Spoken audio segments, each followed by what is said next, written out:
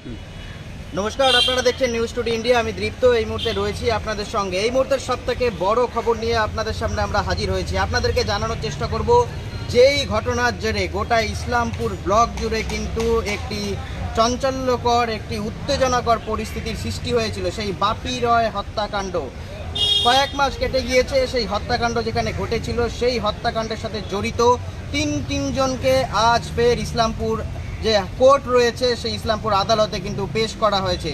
এই মুহূর্তের সবথেকে বড় খবর নিয়ে হাজির হয়েছি যে এই মুহূর্তের সবথেকে বড় খবর, কারণ আপনাদেরকে বলবো যেই ঘটনার জেরে গোটা ইসলামপুর ব্লক জুড়ে ইসলামপুর যে এনএইচ রয়েছে সেই ন্যাশনাল হাইওয়ে অবরোধ করে বিক্ষোভ দেখানো হয়েছিল সেই দোষীদের শাস্তির দাবিতে, কিন্তু আজ যেমনটা দেখা যাচ্ছে পুলিশ তৎপরতার সঙ্গে আরও তিনজনকে কিন্তু গ্রেপ্তার করে এবং তাদেরকে বেশ কিছুক্ষণ আগেই ইসলামপুর যে কোর্ট রয়েছে সেই কোর্টে পেশ করা হয়েছে। আপনাদেরকে জানানোর চেষ্টা করব সেই তিনজন যারা দোষী রয়েছে তাদেরকে যে ইসলামপুর কোর্টে পেশ করা হয়েছে।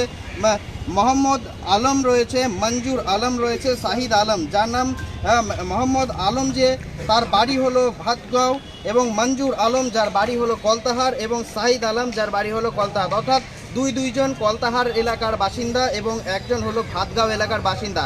তবে এই মুহূর্তে যে সবথেকে বড় খবর, তিনজনকে বেশ কিছুক্ষণ আগে ইসলামপুর যে কোর্ট রয়েছে সেই কোর্টে তোলা হয়েছে এবং এর পরবর্তীতে আমরা আপনাদের জানানোর চেষ্টা করব যে তাদের ইসলামপুর কোর্ট থেকে কি হচ্ছে, পুলিশ কি রিমান্ডে নিচ্ছে কি না নিচ্ছে। কিন্তু আপনাদেরকে জানানোর চেষ্টা করব সেই যেই রাতে আমরা ফুল কভারেজ দিয়েছিলাম সেই যে বাপি রয় হত্যাকাণ্ড রয়েছে সেই হত্যাকাণ্ডের, যেটি ঘটেছিল ইসলামপুর সংলগ্ন যে মাদারীপুর এলাকা রয়েছে সেই মাদারীপুর এলাকার গুপ্তা হোটেল যে রয়েছে সেই গুপ্তা হোটেলেই কিন্তু তিনজন শুটার এসে রাতের অন্ধকারে তাকে কিন্তু শ্যুট করে।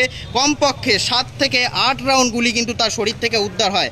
এত নৃশংসভাবে তাকে হত্যা করা হয় এবং তারপরেই কিন্তু এলাকার বাসিন্দা থেকে শুরু করে যারা নেতৃত্ব রয়েছে তারা কিন্তু জোর কদমে দাবি তোলেন যে তার হত্যাকাণ্ডের সাথে যারা জড়িত রয়েছে তাদেরকে খুব শীঘ্রই গ্রেপ্তার করা হবে। এবং পুলিশ তৎপরতার সঙ্গে মোট এই কেসের সঙ্গে জড়িত পাঁচজন ব্যক্তিকে এই মুহূর্তে ইসলামপুর কোর্টে তোলা হয় এবং তাদেরকে কিন্তু দোষীও বলা হয়। এই মুহূর্তে যেরকম আমরা জানতে পারছি তাদেরকে পুলিশ অ্যারেস্ট করে মোট পাঁচজন ব্যক্তি। প্রথমে যেরকমটা অ্যারেস্ট করা হয় অনিকেত সরকার, তাকে অ্যারেস্ট করা হয় এবং পরবর্তীতে যে শুটার রয়েছে তিনজন ব্যক্তির মধ্যে যে একজন শুটার রয়েছে সেই শুটারকেও পর্যন্ত অ্যারেস্ট করা হয়।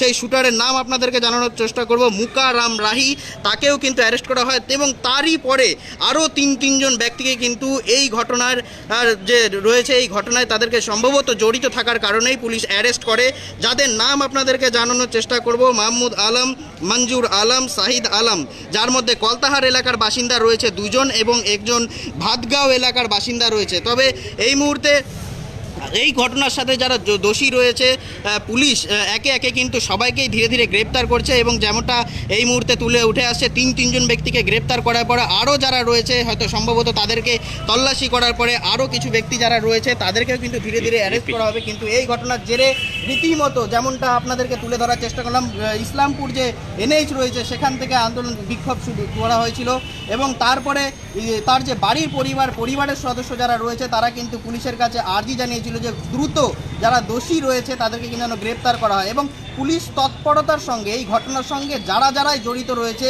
মোট 5 জনকে এখনো পর্যন্ত গ্রেপ্তার করা হয়েছে। তার মধ্যে একজন রয়েছে শুটার এবং প্রথমে যাদেরকে গ্রেপ্তার করা হয়েছিল, সর্বপ্রথম যাকে গ্রেপ্তার করা হয়েছে এই ঘটনায় সন্দেহজনক অবস্থায় অনিকেত সরকার এবং তার পরবর্তীতে শুটার, এবং তার পরবর্তীতে দেখা যাচ্ছে আরও তিনজন ব্যক্তিকে কিন্তু অ্যারেস্ট করা হয়েছে। পুলিশ কিন্তু তৎপরতার সঙ্গে সেই যে দোষী রয়েছে যে ঘটনার সাথে সেই জড়িত যারা রয়েছে তাদেরকে তৎপরতার সঙ্গে গ্রেপ্তার করছেন এবং এই ঘটনা সেদিন রাত্রের ভিডিও আমরা আপনাদের সামনে তুলে ধরার চেষ্টা করছিলাম, পূর্ণাঙ্গ প্রতিবেদন আপনাদের সামনে দেওয়ার চেষ্টা করছিলাম। সেই রাতেই কিন্তু যে নর্থ বেঙ্গল যে আইজি রয়েছে সেই ঘটনাস্থলে এসে ঘটনাস্থল পরিদর্শন করেন এবং ঘটনার কিন্তু তদন্ত শুরু করেন। তখন থেকেই কিন্তু পুলিশ তৎপরতার সঙ্গে সেই ঘটনার সাথে জড়িতদের তল্লাশি চালায়। চিরুনি তল্লাশি চালানোর পর অনিকেত সরকার যে রয়েছে তাকে গ্রেপ্তার করা হয়। পরবর্তীতে সবথেকে বড় সাফল্য যেটা পুলিশের রয়েছে যে শুটার রয়েছে, সেই ঘটনায় জড়িত যে শুটার রয়েছে তাকে গ্রেপ্তার করা হবে এবং তার পরবর্তীতেই দেখা যাচ্ছে আরও 3 জনকে গ্রেপ্তার করা হয়েছে।